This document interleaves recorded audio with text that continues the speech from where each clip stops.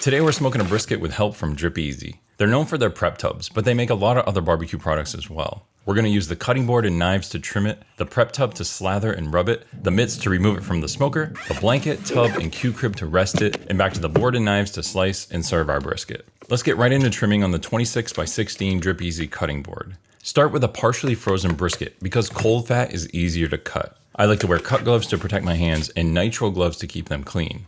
Dripez makes a 4-inch utility knife, which is great for smaller cuts, and a 14-inch slicing knife for flatter and longer cuts. Start by cutting the packaging along the deckle fat and remove it. Cut off the mohawk, true up the long sides, and round off the flat corners. Trim the fat cap down to about 1/4 inch. Try not to gouge into the meat, but if you do, forgive yourself and move on. It's not heart surgery here. Remove anything stringy or sticking out. Shave off some of the deckle fat and any globs of fat from the meat side.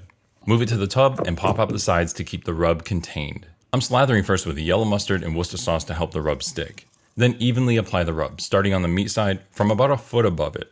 Make sure you get an even coat on all sides. Snap on the tub lid and put it in the fridge until you're ready to smoke it. Take the tub from your fridge to your smoker and start smoking at 180 for 2 hours. You can then easily wash the prep tub in your kitchen sink. After 2 hours of smoking, bump it up to 225 for 2 hours, and then 250 until you foil boat it. If the brisket starts to look too dry, you can optionally spritz it with a water, vinegar, and Worcester sauce mix.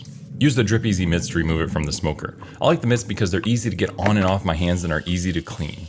Foil boating helps prevent the fat from drying out while the fat cap continues to render. When you're happy with the top arc, you can wrap the whole thing in paper or foil for the remainder of the cook. When the whole brisket is probe tender, you'll move it into the dripez blanket, then in the tub, and then in the insulated Q-crib to let it rest for 3 to 5 hours. That dripez cutting board will serve as a shelf, and the Q-crib can hold up to 2 XL tubs.